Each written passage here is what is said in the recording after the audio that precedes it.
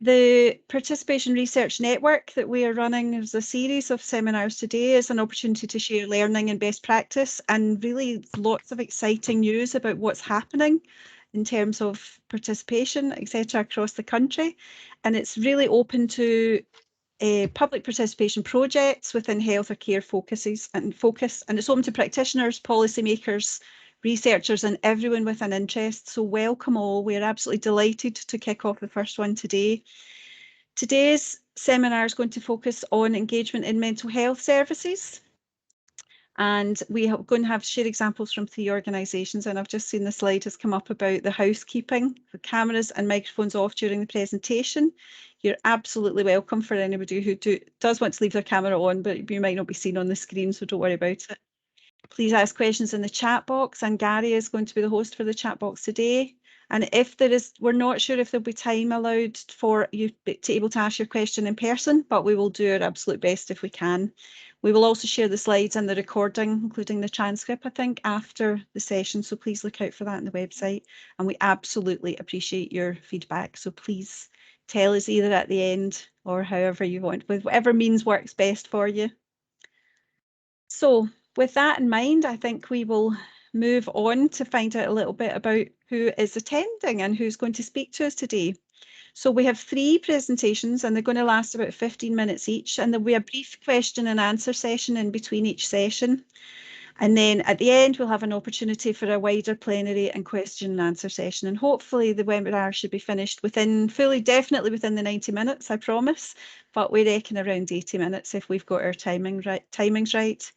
So could I just ask the 3 presenters, I think they are, and there are a few more people who are going to present. So, and I'm going to read off a list of names, but you maybe can wave, and then I will go with that. So the first one is going to be Rachel Mckechnie. Rachel, I know you said you might have to switch your camera off during your presentation, but it's lovely to see you just now. So Rachel is a participation officer in the CAMHS team at NHS Ayrshire and Arran, and I will let Rachel introduce herself as they come on. And please, when you come on, if there's anything you'd like to say, please just have a little bit of an introduction of yourself as well. Next is Tom Scott, who I think for one day more is an improvement advisor with CME Scotland, but you might tell us a little bit more about that, Tom. And then last but not least, we have Alison Telfer, who's a CAMHS participation lead in NHS Dumfries and Galloway. And I think you have some other colleagues joining you as well. Is that right, yes, Alison? So there's Rihanna. Hi, Rihanna, with the lovely cat. And is Hope joining you as well? Hope is joining. She's just not in the call yet, but she will be coming, Claire. Right.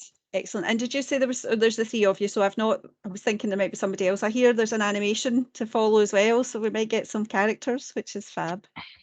Yes, you might see some sunflowers too. Oh, lovely, even nicer.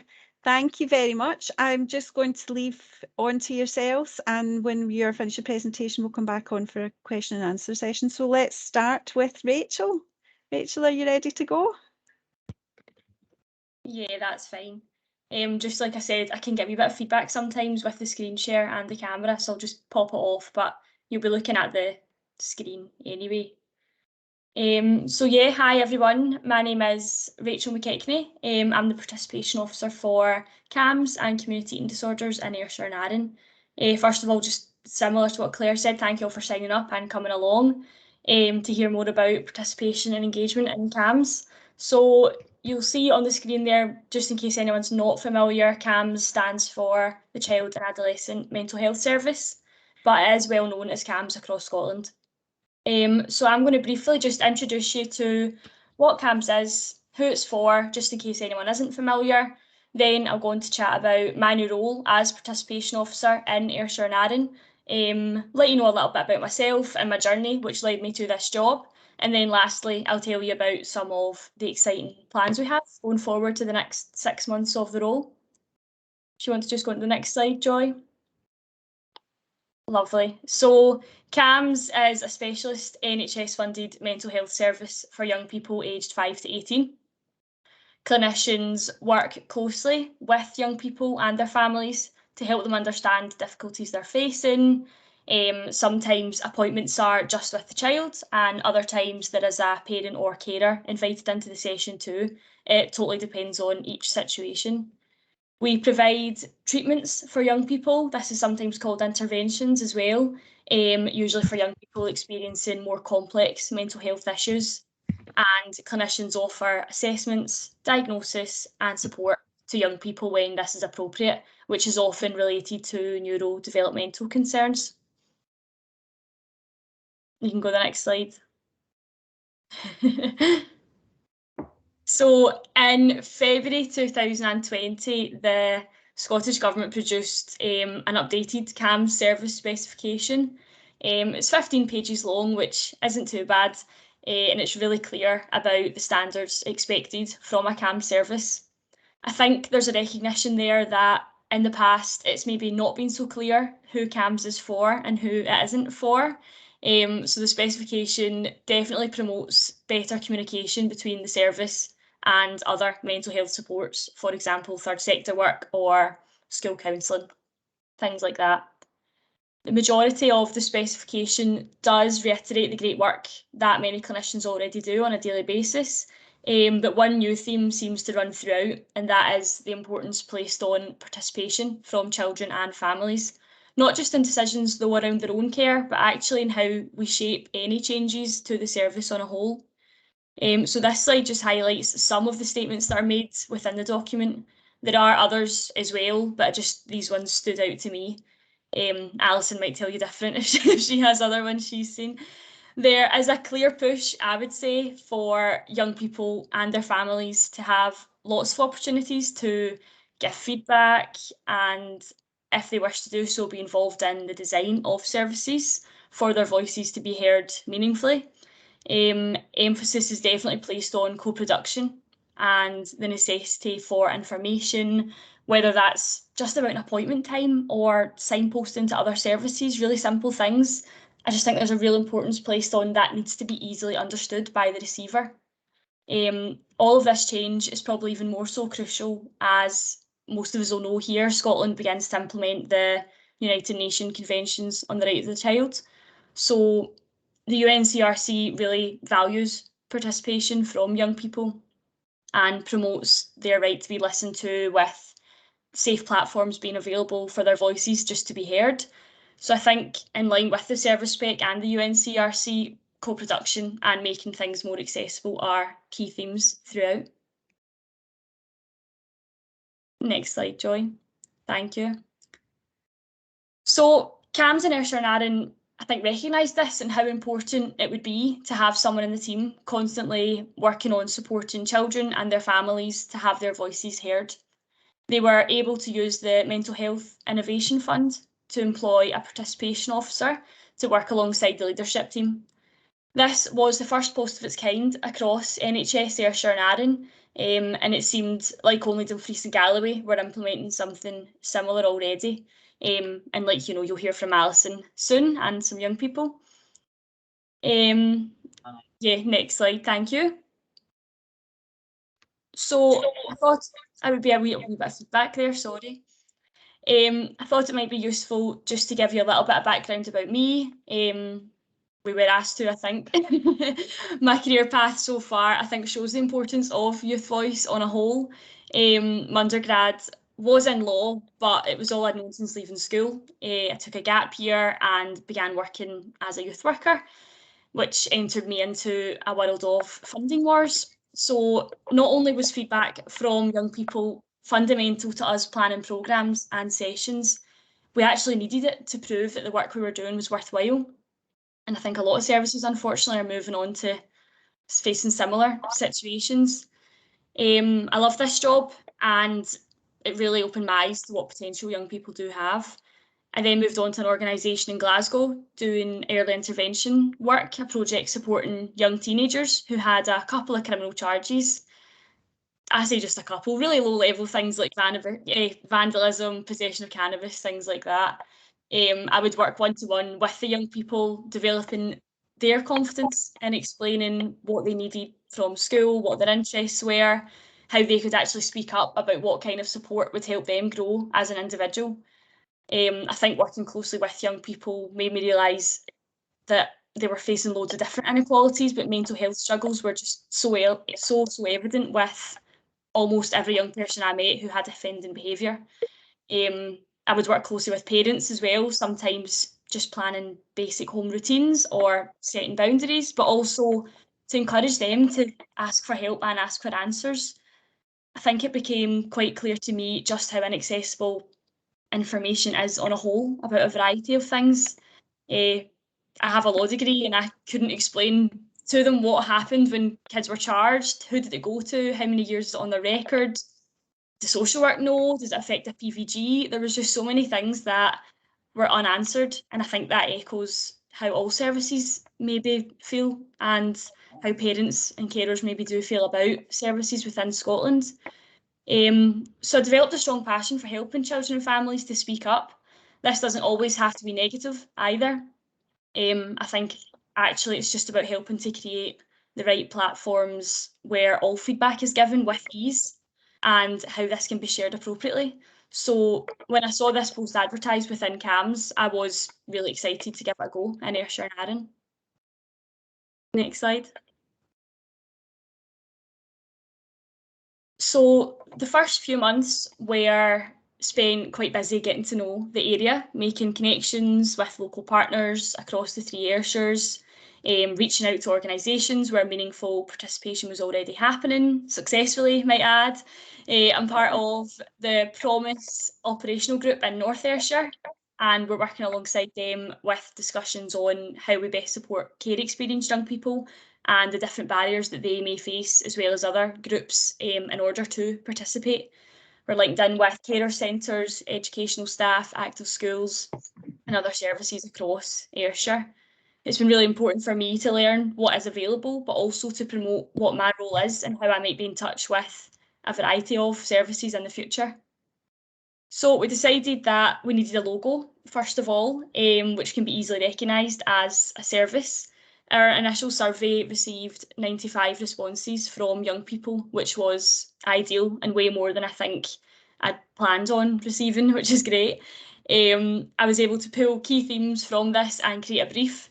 Our designs that we then created from this also received feedback from young people and changes were made in line with suggestions. And I think that in terms of our participation chat today and engagement is the most important part. It can't just be tokenistic. Young people will be the first person to tell you if it is. They want their voices heard and rightfully so change to happen in line with that. Our logo is almost finished, which is exciting for me and the young people and my team. So I'm sure I'll be able to share that with you once we've got that signed off by the hundreds of people it needs to be signed off by. I have access to the NHS. I can see Alison laughing there, sorry. I have access to edit the NHS website, which I need to remember to sign out afterwards, so there's not any questionable edits made on my behalf. I will be working with young people and carers very closely, I hope, in making our page much more accessible and informative. This might include, well, will include, we've got one done so far, previous stories of young people who have finished their journey with CAMHS and actually want to share that experience with others who are maybe just starting out. I was just very privileged actually to take the lead in creating awareness posters for Suicide Prevention Week quite soon after I started in post, just a couple of months in. So myself and one of the mental health nurses, we worked together to create guidance for young people who may be feeling that way, but also for young people who think a friend might be feeling that way and how they can just go about asking them and seeking support together. So I should have added, if anyone would like a copy of them sent out, my email will be on the final slide. I'm more than happy to share that as far and wide as you would like. Next slide for me, thank you. So, like I've obviously said already, the most important thing for me is ensuring that every young person can have their voice heard and contribute if they would like to. So we have 2 opportunities for young people across Ayrshire at the moment. There's no age range or criteria as such, but our CAMHS Youth Voice recognises how vital it is to hear and learn from young people who have lived experience. They've been through it, they've done it, so have their parents. They know what felt comfortable, they know what didn't. That's crucial and will be crucial for us moving forward as a service. They'll play such a huge part in shaping what we do over the next wee while. Then we have our CAMHS allies. for young people who have not accessed CAMHS themselves, but are passionate about improving mental health and wellbeing supports in their local area. Thank you. And just before I finish up, I'll just take you through what's coming next for us. So we're running an online introduction night on the 25th of November for what will be our parent advisory group. These parents have children who've experienced of CAMHS for neurodevelopmental difficulties and actually want to help us as we go through a service redesign and how what we do can help future parents who might experience similar things.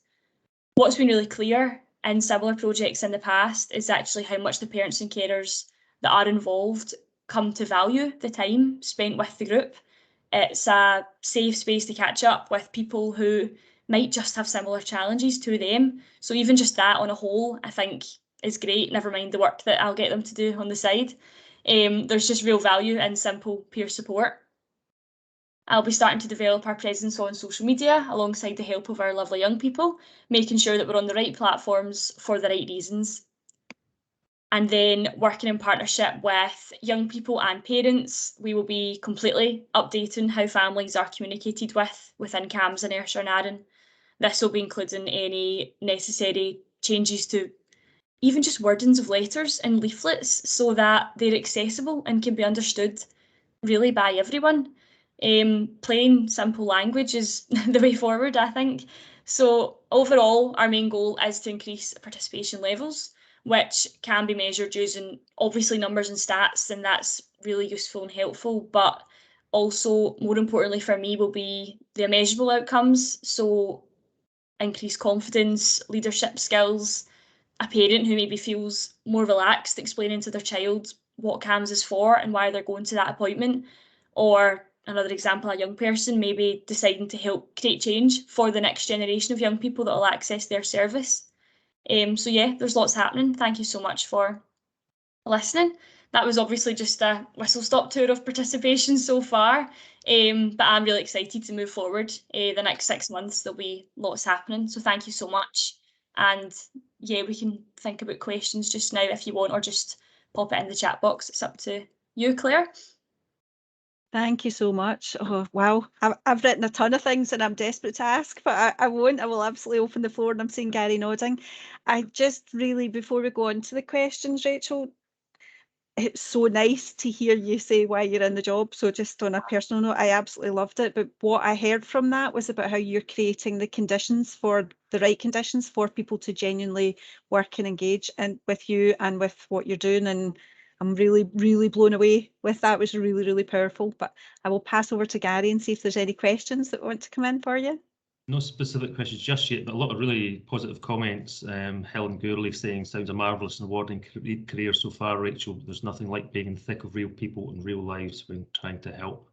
Michelle Guthrie was asking if she get a copy of the suicide prevention poster. So if anything you're happy sharing, Rachel, we'll share to the attendees we'll have all their email addresses, etc. So we'll share the slides.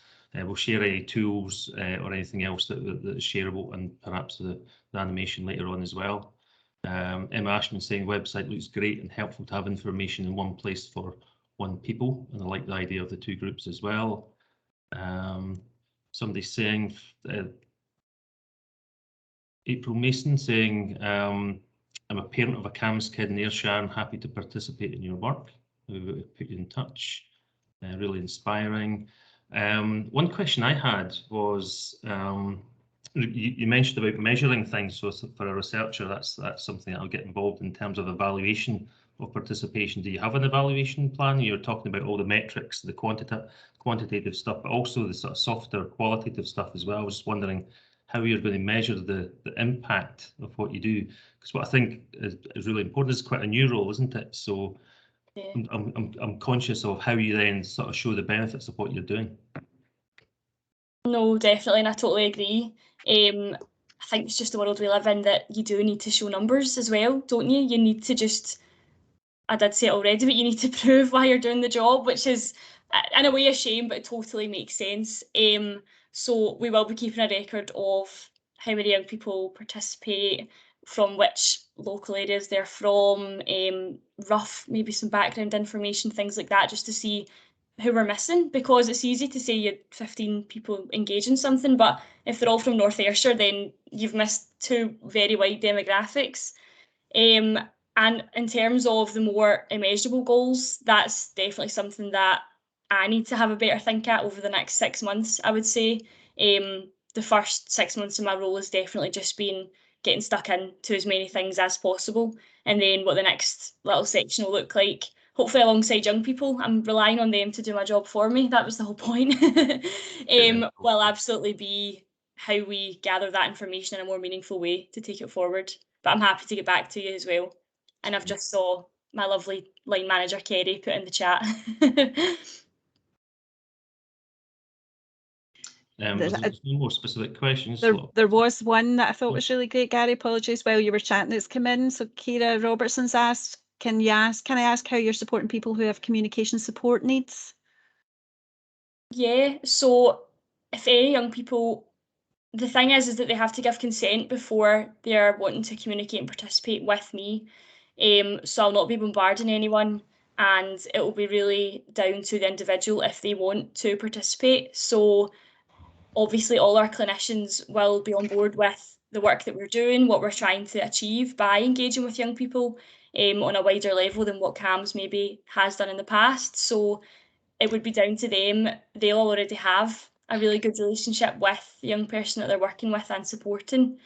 So I suppose, I mean, I'm not a medical background, and that is pretty much why. It'll be building a relationship with also the people that already know them and already communicate with them, just to really see what feedback they want to give, and hopefully I'll be then supported to make sure I'm making the best out of that, if that makes sense. Thank you very much. Rachel, I think you're going to feel a lot of love. I suspect you might be getting a fair few emails from the look of what's happening in the chat, and it was really interesting and really, really exciting. Thank you. And I'm going to move on. We'll ask you to come back on the panel at the end, if that's okay. And I'm going to pass on to Tom Scott for his penultimate day as his role as an improvement advisor in CV. Thanks very much, Claire. Hello, everyone. My name is Tom Scott. I'm the improvement advisor for One Day More. No Les Mis reference at all. So what CME does is we are the Scottish Government funded programme to end mental health stigma and discrimination in Scotland. And the Health and Social Care programme, which is what I help deliver, is quite expansive. We've always been quite good at things like policy work, communications work, learning and development support and events, a whole range of tasks and routes to try and make a difference to the health and social care system in terms of mental health inclusion. But one of the things that was always not entirely missing, but just to give you an example of the problem we were trying to solve, we would regularly get partners and people coming to us and saying, look, we get that it has to be part of a system, an offer, that social movement has to be involved and people with lived experience need to be involved. But is there an answer? Can you just give us the answer? Can you just give us something that we could do immediately, practically, to make a difference to our environment and our culture and behaviours and reduce mental health stigma and discrimination and promote inclusion? And we didn't have that as part of our arsenal that we would offer to partners. And so 18 months to 2 years ago now, basically just at the start of the COVID pandemic, we started work on developing a suite of mental health inclusion resources for healthcare professionals. And we did this with in exchange with people with lived experience, our volunteers at CME. We have a fantastic volunteer team. It's an amazing resource. And we also engaged healthcare professionals in that process. And that's what I'm going to talk to you about today. The mental health inclusion resources themselves comprise a full training course called Towards Mental Health Inclusion, 14 films that are a mixture of discussions from people with lived experience and healthcare professionals talking about their experiences, their practice, their perspectives.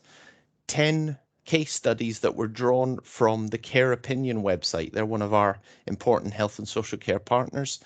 And the real attraction to them was that these stories were live, very recent, and comprised both a lived experience perspective, but also the response from the healthcare professionals, whether the story was a piece of feedback or a challenging story. And finally, the brief See Me, Value Me improvement tool, which is specifically designed for healthcare professionals who have very limited time, very limited resource. They don't have time for a video or a case study or a training course. They have enough time to glance at something before they interact with someone with a mental health problem, and perhaps that will make their experience slightly better and the conversation more inclusive. So that tool is available. Either after or during this chat, I can share them. But what I'd like to focus on today is the participative element and how that led to not only their creation, but their development, their planning, their communication, the success that we've had around it, but also the challenges where we felt that there is still more work to do. So in terms of participation, as I said, we have an amazing volunteer team at CME, most of whom have lived experience themselves of mental health problems and their associated stigma and discrimination, or they have experience of it by association, family members or friends, stuff like that. And when we were looking to create these resources, the decision, by the way, of which was influenced by our volunteers, we looked at making sure that that voice, the voice of lived experience, was part of the entire process. The planning of the tools, the development of them, the communication, the engagement with partners. At every stage, we had that voice as an important element of the development process. So, for example, the See Me, Value Me tool, there was 2 or 3 volunteers who worked with me day in, day out at some points to make sure that the tool was accessible, that made sense to healthcare professionals, to ensure that the balance of content and usability was there, and also that the quotes were all that we used to sort of illuminate the points of what mental health inclusion looks like were all as live and as recent as possible. The videos, the films that we produced were, as I say, a mix of people with lived experience explaining their perspectives, explaining their experiences, good and bad, but also more than telling their story. They were offering their expertise, offering their thoughts on improvements, challenging people where necessary when the experience has not been a good one. And healthcare professionals were invited to reflect on their training, their practice, their ongoing work, and again, where things have gone really positive to show what mental health inclusion can do for a patient's health status as well as their experience, but also where things have been a challenge. And throughout the entire process of involvement of both of these groups of people through planning, development, communication, the really great thing for CME has been the hugely positive feedback that we have got, both from healthcare professionals who have made use of the tools, but also from the volunteers who were involved. I've had several people come to me through emails or phone calls or Zoom calls or Teams calls, and there's been a pretty consistent message of this is one of the most important pieces of work I've done with CME as part of my volunteering. Several people have come up to me and said that, and it makes it a huge privilege to be part of the work. So participation, co-production, it's all part of the DNA of CME. We wouldn't exist if these things didn't exist, and I wouldn't be able to do my job without the input of lived experience volunteers, of that voice. And we were very keen that not only was that not lost, but that we expanded on that. These resources, these tools were an opportunity to evolve our approach to working with the health and social care system. And so we allied participative and co-production approaches with an improvement science approach. So we look to include external and internal evaluation from the beginning of the development of the resources.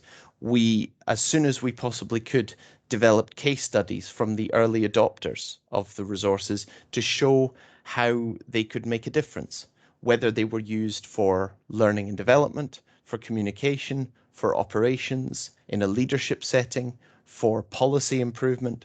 It didn't matter where they were put to use, the possibility for improvement was there. And we also took a systematic approach, making sure that especially one of our key partners was NES, NHS Education for Scotland.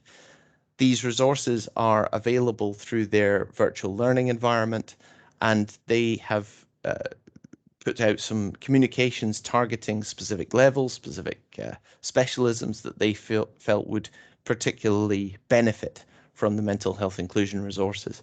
And alongside the other early adopter organizations and all the networks and umbrella bodies who have taken them on, we are slowly but surely making a difference throughout the system that a small team, as the CME is, with a national remit, simply couldn't achieve on their own.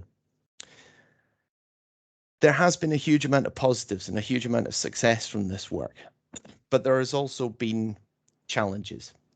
The COVID pandemic made sure that despite the fact that we've managed to reach a whole lot of partners that we couldn't before, and reach a lot of healthcare professionals who are very much more willing to talk to us now because we're answering their issues. We've made sure that the resources are linked to the transition and recovery plan, the health promoting health service, realistic medicine. So when they make use of these tools, we are providing them with answers to questions that they are being asked. And we involved a wide range of specialisms. We achieved a true knowledge exchange, which is something that we had achieved to a certain extent before with similar work, but not so fully realized as with this work. But the involvement of healthcare professionals was not to the same extent as we managed with lived experience. So there's still work to do there. In terms of diversity, this was another big step forward for us. We have had criticisms in the past, such as we tend to focus too much on anxiety and depression rather than the more complex and enduring presentations, that we haven't managed to diversify the people that we involve. And with this we did. We managed to get volunteers to talk about their experience who had OCD or bipolar or personality disorder. So we were sort of much broader than the typical mental health issues that we might face on a day-to-day basis. We had good diversity from sociocultural backgrounds and gender, but we didn't manage, particularly in the healthcare videos, we didn't manage to recruit any people with lived experience who were from Black and minority ethnic communities. And so this is something that we are trying to improve in terms of our volunteer team right now. And the systematic approach, NES was a big win. And we've also managed to tap into intermediaries and networks and umbrella bodies. But as I said, because of the COVID pandemic, what we haven't managed to do yet is improvement and research projects with practices, frontline practices, GP practices, dental practices, looking for evidence of impact in an operational day-to-day sense. So there have been successes in terms of involvement and improvement, but there has also been challenges. The importance of people with lived experience is paramount to everything that we do at CME, and this work in terms of a knowledge exchange approach, in terms of a much broader sense of mental health, stigma and discrimination and inclusion, and also in terms of the diversity of the people that we managed to reach. It was a big step forward, but there's more work to do. And right now we are engaging a broader range of healthcare professionals in different ways, and we're trying to diversify our volunteer team. We've recently started a recruitment drive for 25 new volunteers from multiple backgrounds in order to satisfy this work. But this piece of work is going to be ongoing, and the really nice thing for me is that across the entire suite of resources you can see the voice of lived experience, the voice of healthcare professionals, and it's going to survive well beyond me. And even if, let's hope it doesn't, but if CME closed tomorrow, these resources are now built into systems and processes from universities to NHS Education for Scotland, and it's starting to work towards the front line as well. So this work will reach a lot of people who may never have come across mental health inclusion as a phrase or as a concept before.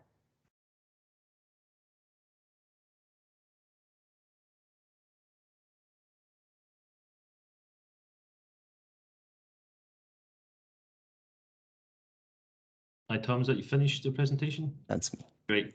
Any comments or questions? You want to put them in the chat box? I've got a quick question myself. So when you're talking there, you're very much talking about a kind of a co-production approach to involving people with lived experience right from the outset. I suppose the question is, it's always very difficult for organisations to try and achieve that. You sit down with a project and you start planning it, and you plan it around the table with staff at the outset, and you think, well, maybe we should involve people, but that will slow us down. And how do you go about getting people involved right from the outset and get them, people with lived experience, embedded in a project? I mean, to a certain extent, it's because of the organisation we pretty much have to. I mean, if we didn't, we would just be ignored by the people that we're trying to reach and the partners that we're trying to engage with. But it's very much about planning. I mean, Rachel in her presentation was talking about evaluation, which is something particularly close to my heart because a previous job was when I worked at Evaluation Scotland. Things like evaluation, considerations around communication, and also involvement of what we would call people with lived experience. These are things that can fall down the priority list if the pressure is on and if time constraints come in. So having these, just maintaining these things as high priorities, making sure that you do them right from the start, it's really half the battle. And the next part of it is, I guess, having a comfort level with letting go of control. I had a clear vision for what I wanted to achieve here, but my perspective is as someone who works for CME. It's not as someone who has lived through the successes and the challenges of having a mental health problem and its associated stigma and discrimination.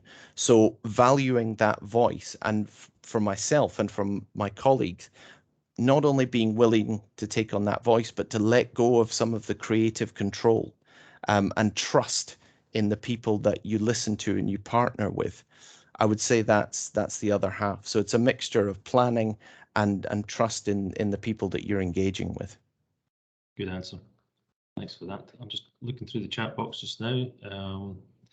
Wendy McDougall from HIS has said, for all HIS employees, all of the resources developed by CME have been shared with the HIS organisation development and learning team with a view to sharing these in our intranet.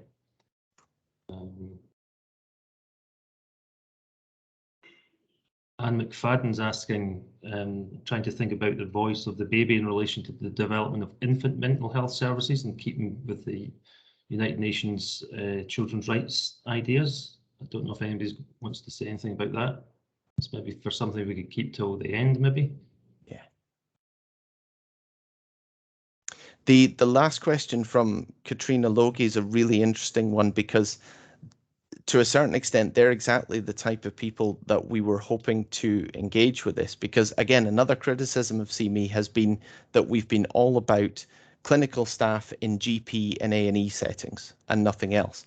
And this time we managed to engage pharmacists, specialist physiotherapists, nurses, all kinds of other roles, but also community mental health workers. And with the resources, we were also hoping and targeting, working towards that non-clinical staff would see the value of mental health inclusion as well. And an example, the easiest grabbable example, would be the See Me, Value Me tool is essentially a collection of 10 very brief points about what would make engagement a lot more mental health inclusive. And these come with quotes from lived experience. So it's not a huge tome. It doesn't take long to read. You could have that on a front desk, you know, hidden away, it doesn't matter, but as long as it's sort of accessible to the person, so that when that person knows that they're going to have an interaction with someone who has a mental health problem, they can take a quick glance, remind themselves of the importance, remind themselves of the key factors, and maybe that will just make that one conversation better. And we know from people with lived experience who have given us the feedback, those experiences can have such a huge effect on self-esteem, on their experience of the healthcare system, on their willingness to seek help in the future. It's no exaggeration to say that making one conversation a little bit better in the future can be life-saving for people. So handy tips and tools that staff can have prepared in advance that are just easily accessible on the spot. Brilliant. Absolutely. Don't think there's any more questions unless I've missed any. We can maybe take the other question I mentioned towards the end when there's the plenary session. Claire, over to Gary, I you. was just going to say there's a hand up. Oh. I'm not sure if maybe it can wait till the end. I can't see who it is. Apologies. Yeah, it's me. I'm having problems with the chat box. My name's Toyin. I'm not sure why. It's not accepting the chat I type in. Oh, that's a shame. It sounds really, really basic, but see if you come out and back in again, sometimes it works. I'm so sorry, but that might be worth trying. Apologies. Okay. Sometimes it's that I sound like an IT expert, don't I? Switch it off and on again. I hope it works. Okay. Tom, thank you very much. That was fascinating. And you absolutely, there were quite a lot of things I was thinking, but you mentioned Health Promoting Health Service, which is my job in a previous life. So I have to say I had a sudden wave of nostalgia, but I absolutely, that idea about frontline practitioners and having something that kind of gives that almost safety for what I think is probably quite a scary subject for people just felt really, really powerful.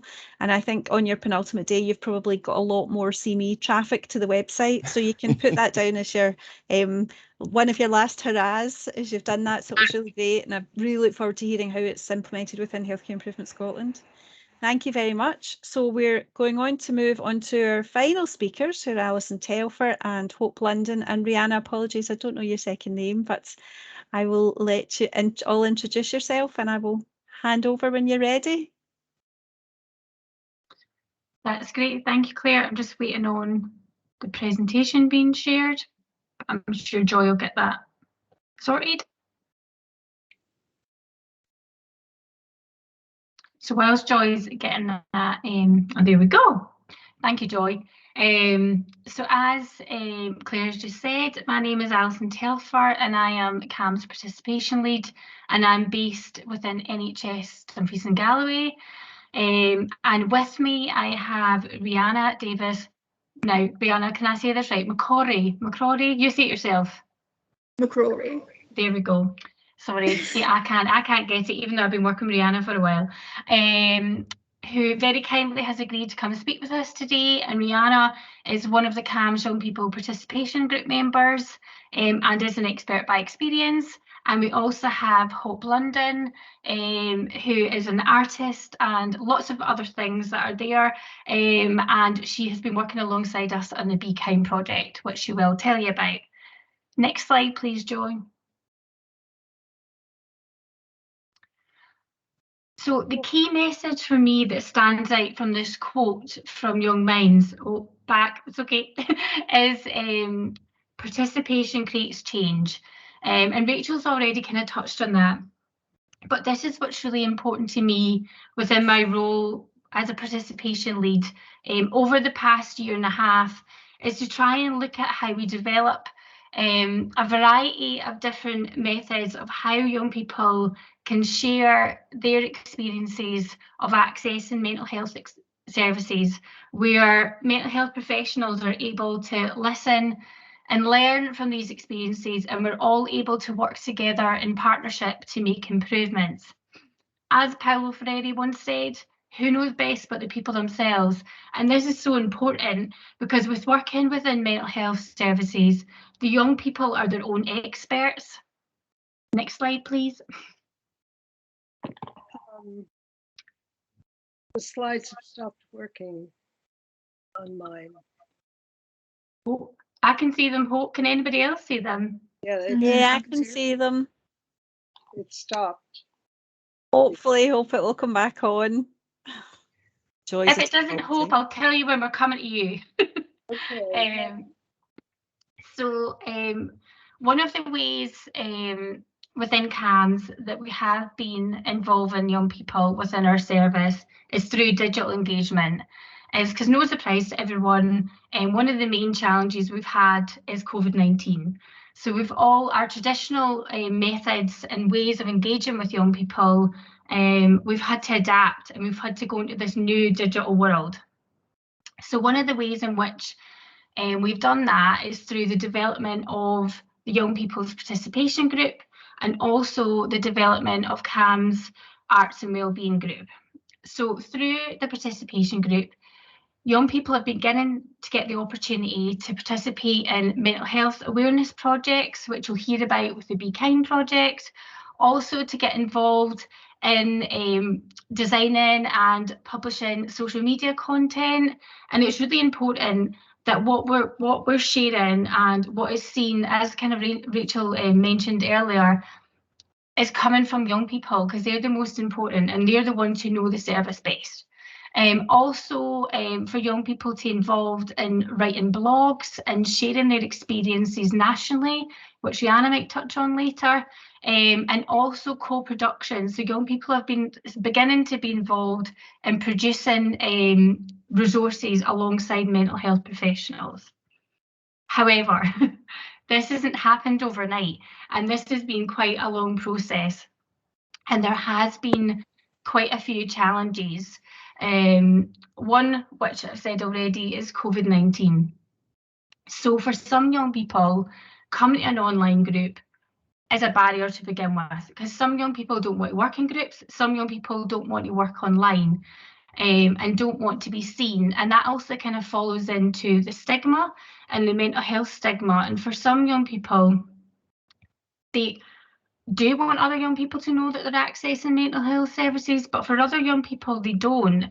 And that's really important, that through the role of participation, we are offering other opportunities, not just group work, but also where young people can work alongside me one-to-one to share their experiences as well. Tokenism, as already has been mentioned, this is a big thing. So where young people have maybe previously had experiences where they've been asked their viewpoint or their opinion, or they've been asked and nothing's changed. So what's the point? So why do you want to get involved in it? And that's why through the Scottish Government and through the CAMHS National Strategy, it's really important that there is participation leads like myself and Rachel, and other boards are now beginning to see the value and recognise this and have more participation leads within Scotland. Also, within the NHS, there has been some technical challenges. At the beginning, we were able to use NHS Near Me, which is great for clinical conversations. However, working and doing group work, we tested it, and this platform just didn't work. So when the young people did come together, to be honest, I was really surprised that they even did. And what I mean by that is because they didn't know me. So the relationship wasn't there. So for any group work and for any project, knowing who's going to be in that group and knowing the worker is really, really important. And one of the ways that we kind of began to kind of overcome that was by speaking with young people beforehand. So arranging whether that was like an online call or whether that was a telephone, just so they could get to know me and I could kind of find out about their interests and also why they'd like to get involved and how I could support them. So working online, we used, similar to other people, tried to make it quite fun and interactive as possible, and using quite a lot of youth work methods and approaches. We also used new methods like Jamboards. I'd never, until lockdown, I'd never used Jamboards before. I didn't even know what Microsoft Form was. So in regards to me, I've been upskilling to the max.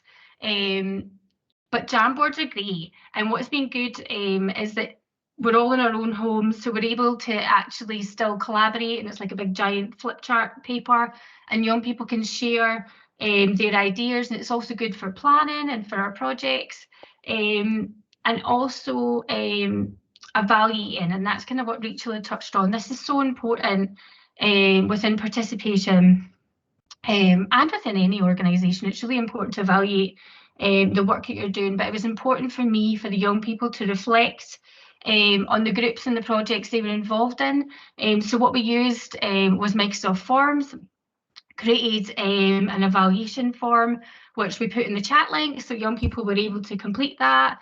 And with Microsoft Forms, it's quite good because you can do like ratings, you can do multiple choice, so it's not just kind of boring questions. And from that, I was able to learn what was working, what the young people wanted to change, and also their own learning from the project, which was really important. And then we used Canva to kind of work together to produce flash reports. Because as you all know, with working with young people and like sharing stuff online, if it doesn't look good and it's not eye-catching, they're not going to look at it. So it needs to grab young people's attention. So from working with a participation group, it became apparent that they really wanted to work on a project, and they really wanted to discuss and promote mental health stigma and raise awareness. So that's where myself and another young person worked together to apply for CME, and we were successful in gaining funding. Next slide, Joy. So this is where the Be Kind animation project came from, which Hope and Rihanna are going to tell you lots more. So at the beginning of the project, it was really important for the young people to establish their goals and gain ownership over the project. So you'll see some of their goals there.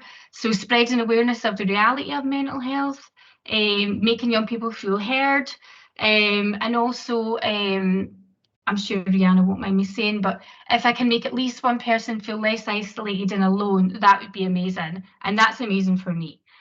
So throughout this project, we've had 9 young people involved, 4 young people involved within the animation itself, and another 5 young people involved within the educational resource. And there's been so much hard work, time, laughter, enthusiasm and creativity went into both the animation and the booklet, and it's been such a pleasure to work alongside the young people and Hope. So I'm just going to move you on to Hope, who will tell you a wee bit about herself and more about the project. Next slide, please, Joy.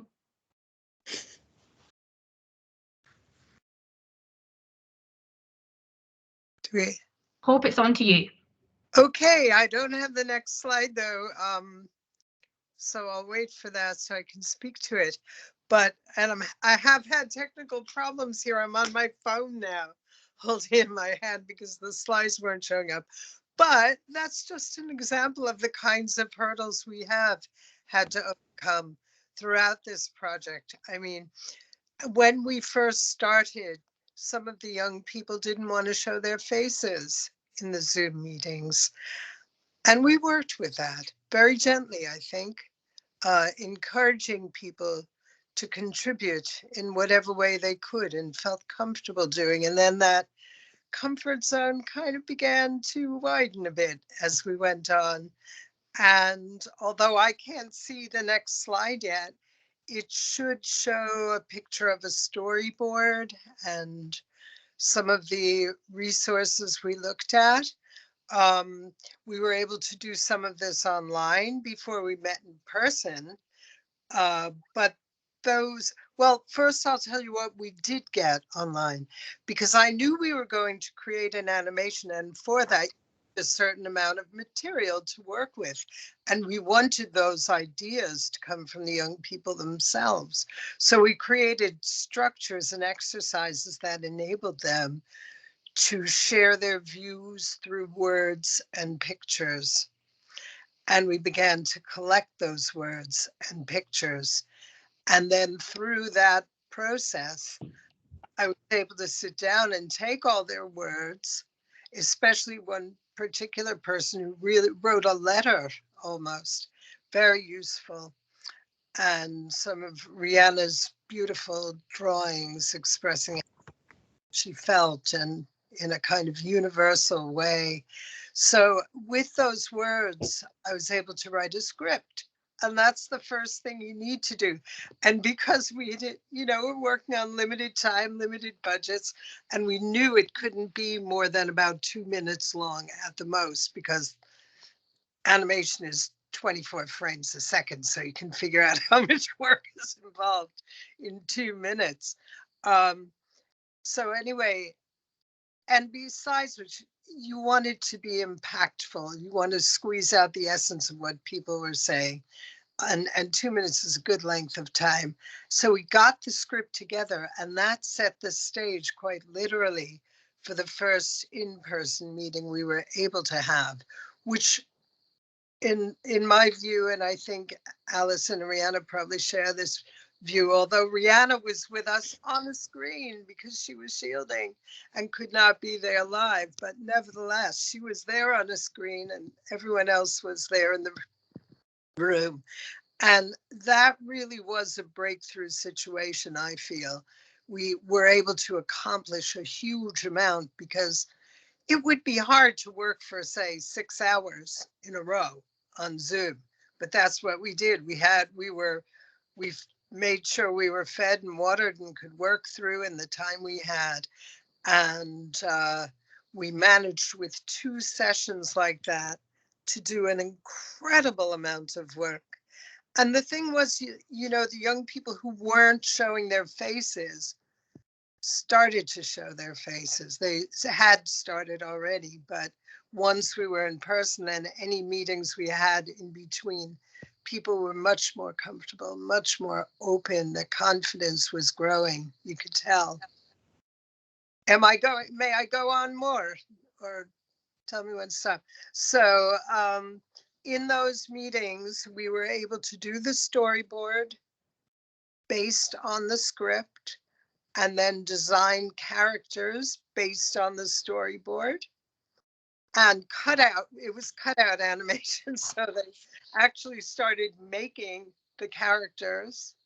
And then we, in very rudimentary conditions, managed to record the soundtrack. And again, that voiceover was great because one of the young people had not wanted their voice to be recorded, but by the end was very happy to do it, which was great. So then because again of the COVID limitations and the fact that technical limitations I had in terms of lighting and so forth, I had to actually then take all this material, go to my studio and do the animation. Had help putting it together with Adobe Premiere, and then I played a soundtrack, a little musical soundtrack on top of it. And we hope that it has all come together, and way more than the importance of the way we did it technically is the fact that this piece of work, this short little piece of work, embodies so many of the key ideas that come from, as you have put it, the lived experience of the young people involved. Thank you, Hope. Welcome. Joy, would we be able to now play the animation if it'll work?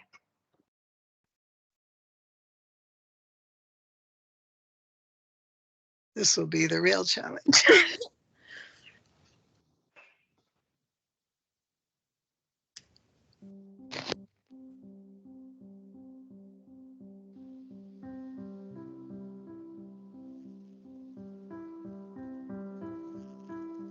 Be kind to everyone, including yourself. You're amazing and worthy.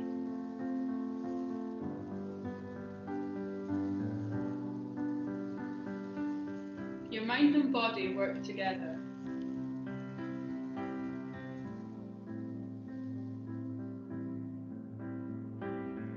The mind is a complicated place. If you sense something is off, it could affect your physical health as well as your mental health. You never know what silent battles are going on inside a person's head. Sometimes you may be struggling with mental health. Mental health doesn't get talked about enough. But if you keep your thoughts and feelings to yourself, they might explode, or they may weigh you down. It is important to connect to other people, to talk about how you feel and share experiences. Sometimes it's very hard to talk. Sometimes other people can be there for you even if you don't say a word. It is important to take time for yourself as well. Sometimes drawing a picture or listening to music or playing sports or just being outdoors can help you feel better. Don't feel bad about asking for help because it shows how strong you are. And you should know that you're not alone. 1 in 4 people in Scotland will experience a mental health problem in their lifetime. If you ever feel like you need help, you can talk to a trusted adult who will understand and support you. You might get a referral to CAMHS, the Child and Adolescent Mental Health Service. It may be hard work, but the storm will pass. The sun will shine in time. So remember to be kind to everyone, especially yourself.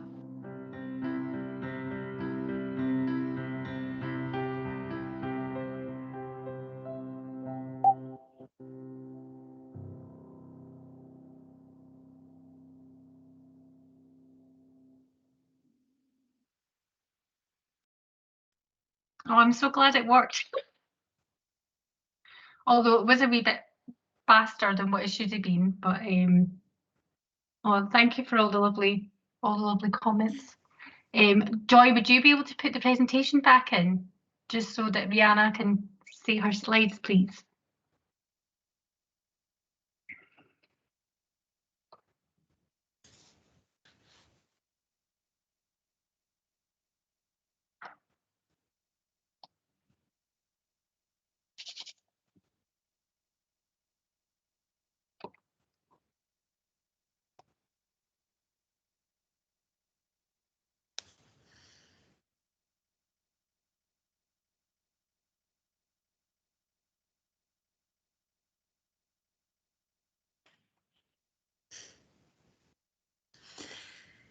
So this is me.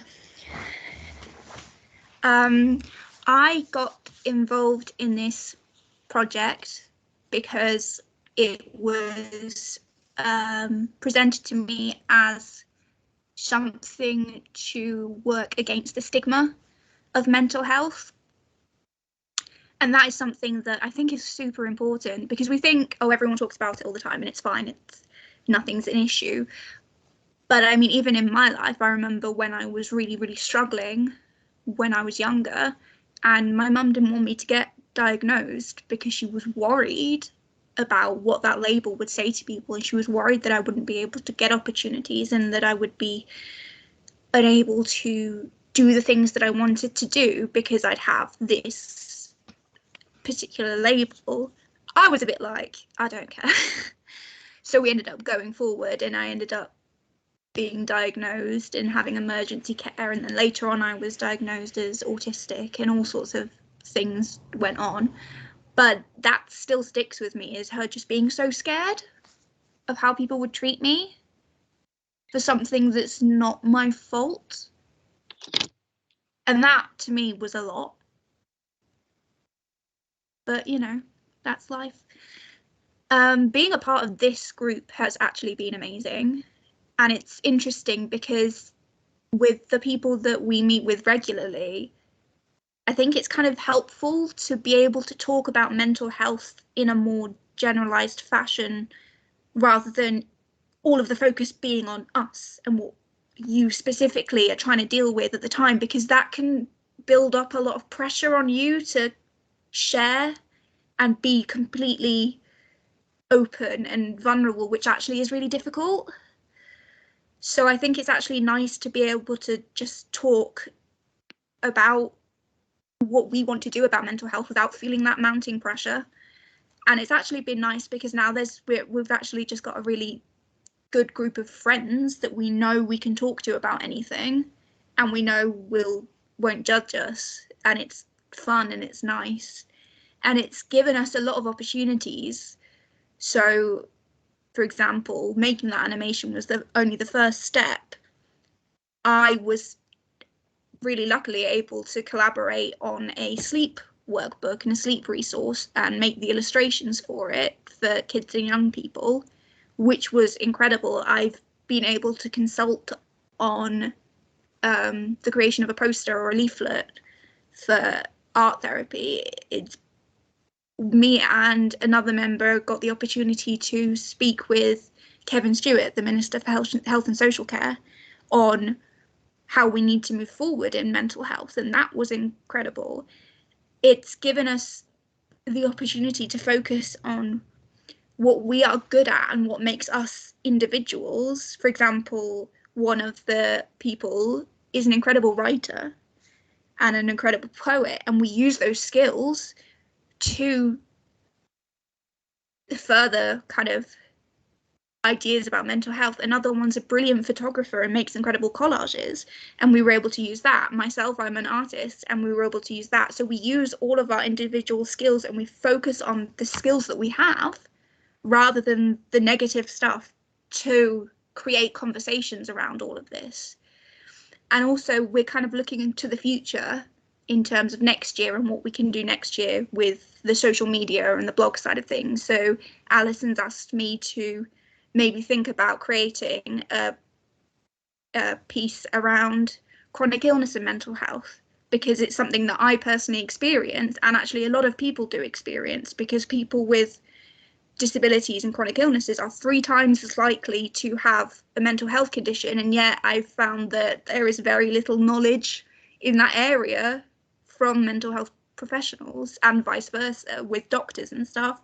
They've got no idea when dealing with kind of autism specifically and mental health. So it's been really good to actually be a part of that and the conversation around it, because it's important and it needs to change, because we're the ones who are getting either benefiting or the very much opposite of it.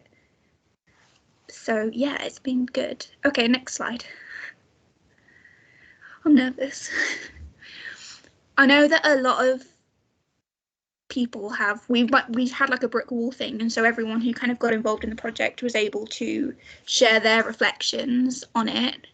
And so people have said that connecting with others who are passionate about raising mental health awareness has been amazing. And I know that I've seen on some of their social medias that they've become more confident in their advocacy, I guess.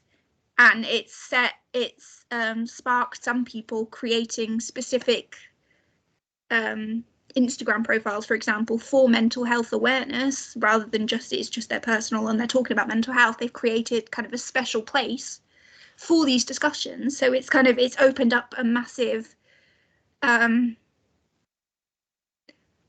of worms. Sounds really negative, but like in a positive way. And I mean, it's been fun as well. It's not just all been serious. So someone said learning new skills, laughing a lot and making new friendships.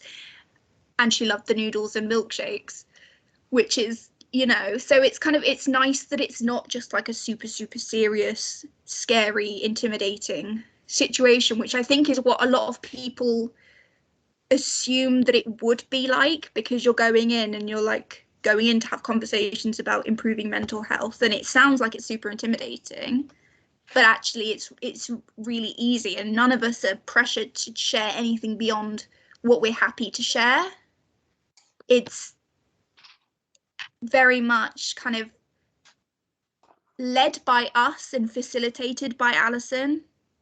So we're kind of, not that she's not in charge, she's completely in charge, but we're able to kind of have ownership and control over our own narratives, which is really important because it's our stories and our lives. And so someone said, I'm proud of being a part of this project, which I think is really good, because there is such a stigma and a circle of shame around mental health still today. And actually, I think feeling able and feeling allowed to feel proud of being a part of something like this is a massive step forward that we've started to make. And knowing that you're not alone is, I think, the most important thing. And I know for me, that was the most important thing, is I wanted to make even one person feel like they're less alone, because when I was kind of going through CAMHS and when I was a lot younger, that's all I felt, was alone. Because no one talked about it and no one was willing to even entertain the idea of a conversation about it.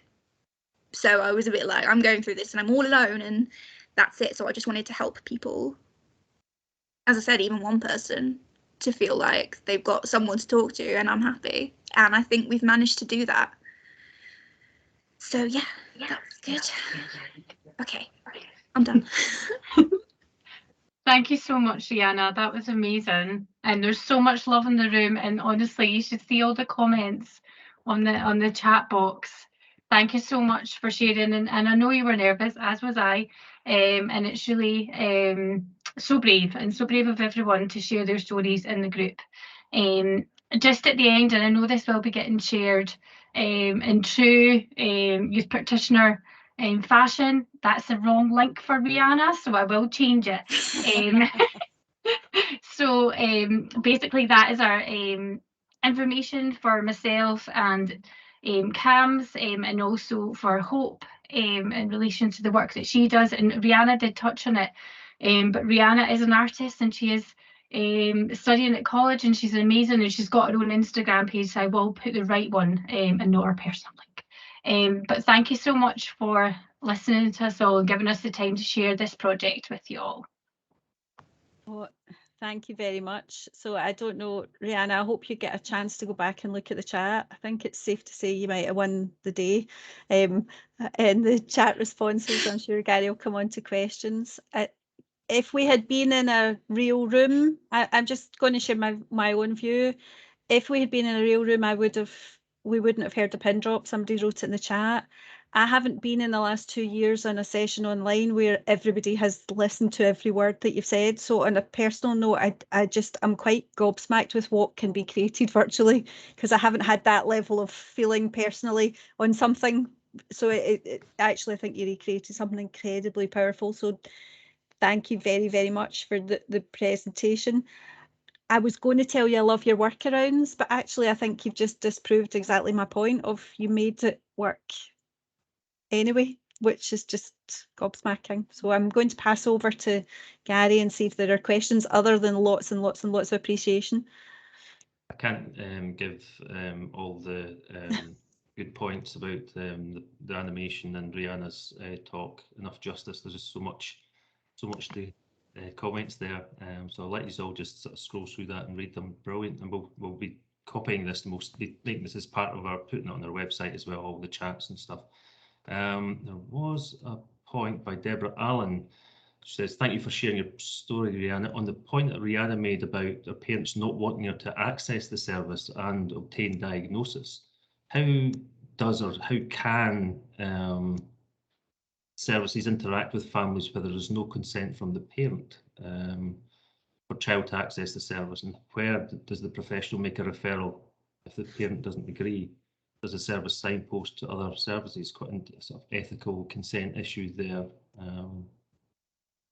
Alison or anyone, or you want to attempt to answer that? I think that's a really valid point that Deborah's made, and I think if the young person is 16 or over, then they can, young people can refer themselves to CAMHS, as well as parents and carers can, within Dumfries and Galloway, sorry, I'm not speaking generalised, within Dumfries and Galloway, young people can self-refer themselves, as can parents and carers. However, it is encouraged that the parents know about the referral, but sometimes in some occasions young people choose for that not to be the case.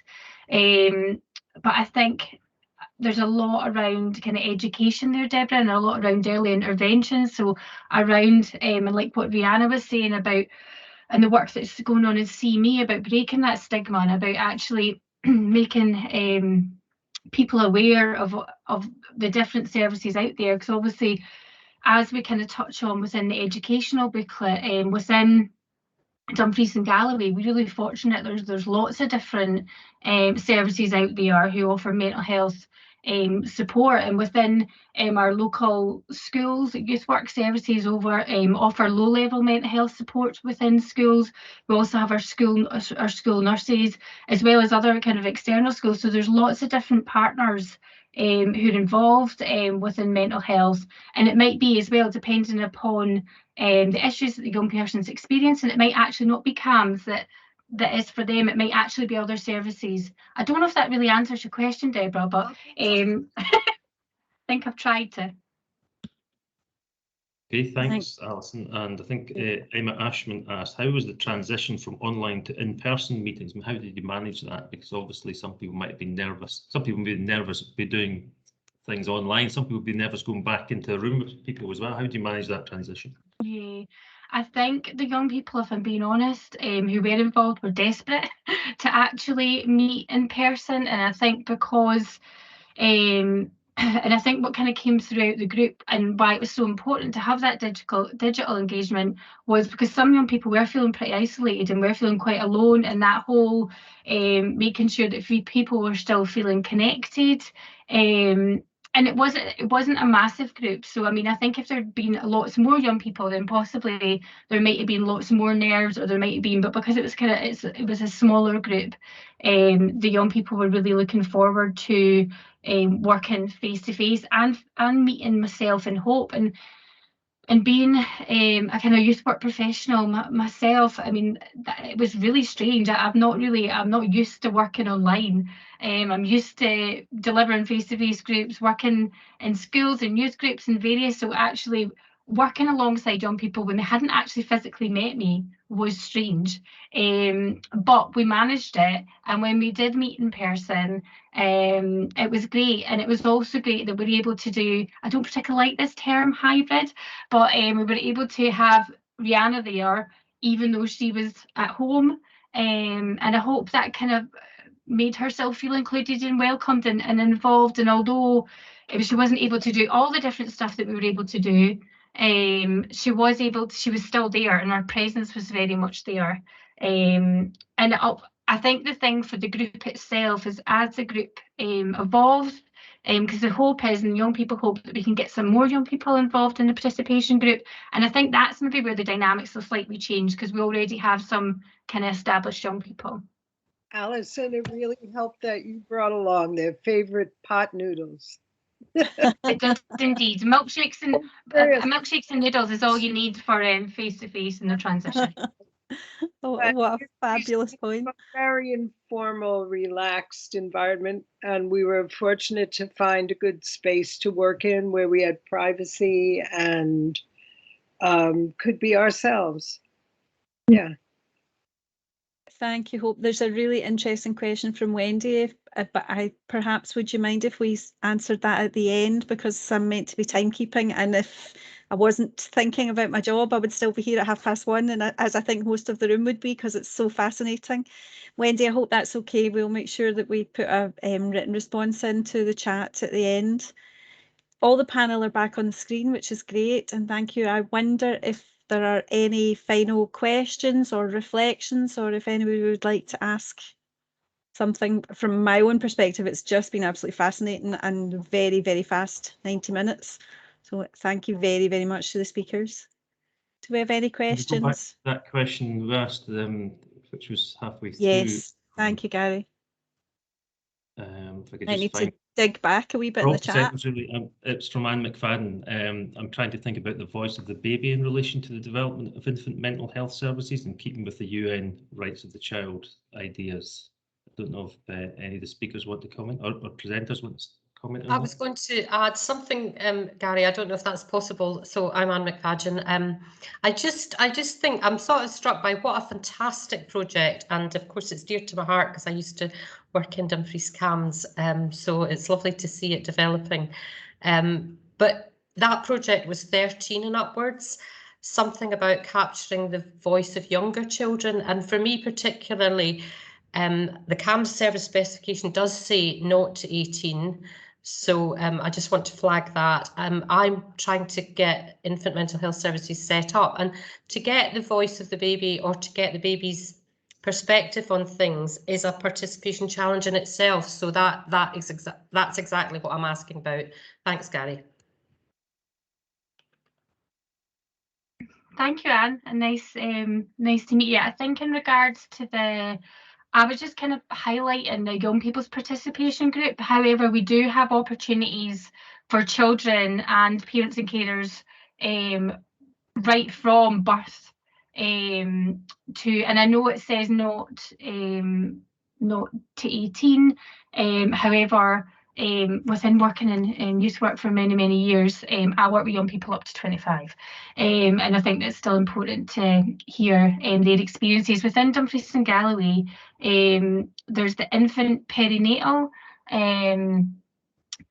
project that's just started and up and running, and trying to obviously include the voices of the infant and for parents. And also there's the app that was developed. I can't remember the health, for the life of me, sorry, I can't remember the name because it's not me who developed it, but it's within the Child Healthy Weight, and they've got information around not, like, so for a lot of that is around for 0 right up to 5-year-olds. So there's a lot of information there in regards to having the voice of the baby. I don't know if that helps, or you're probably aware of all that anyways, Anne. No, thanks for your thoughts. If anybody else has thoughts, please, send them to me if you want. I'll just put my address in the chat because other people might have ideas. Thank you. Please do, Anne. Thank you very much. I don't think we have any final questions. I think there's a lot to reflect and think of. Oh, Tom, you've put something in. Do you want to come in, speak? Oh, sure. Yeah, it was just sort of related to the move to online, and someone raised the point about safeguarding, and it was just to highlight that we had worked with a health board. We're still working with a health board, and we'd done some surveys and research about the move to online provision of service and discussions with GPs. And it's just that when we say mental health stigma and discrimination, the image that comes up is of a healthcare professional thinking, oh, this person's got depression, I'm going to be nasty to them. And the vast majority of the time, that's not the case. I mean, I'm not saying that doesn't happen, because it does. But stigma and discrimination, it can be a lot more nuanced than that. And this example that I put in the chat around, well, some people are finding the move to online really positive, and it allows them a measure of agency and control. Some of them are struggling with it because engaging with a camera is quite difficult. But even within both of those groups, there's that ability to hide online, either to avoid the meeting or to just not show how you really feel and how you're really struggling during those healthcare conversations. So it's just to let everyone know, and maybe you already know it, but there is a level of nuance to mental health stigma and discrimination that we have to keep in mind when we're trying to address it. Yeah, I mean, I just want to jump in with that. And it's interesting because people are always like, oh, but I would never bully someone for a mental health condition. I would never bully someone because they're autistic. No, but you bully them because they're different from you and you think they're weird. So you absolutely are bullying them because of their mental health condition or because of their autism. And it's people don't like that because they feel like they're being accused of this really horrible thing. And I'm like, well, you are, but you're also doing it. And people kind of don't understand that actually these things impact every single part of your life. And they create this thing around you and they make you the way you are, essentially. And so people kind of, there is such a nuance around it because no one very rarely directly bullies you because of a specific thing like that. They bully you for all these other reasons, but they all amount to the same thing. You end up getting horrible treatment. Rihanna. I was, thank It's you, okay, Rihanna. Alison. I'm really aware of time, and if Okay. you're okay, would it be okay to finish on Rihanna's words, because I think they're Yes. incredibly powerful. Thank you so much for all the presenters today. It's been really fab. I've had a ball. It's gone at a very fast 90 minutes.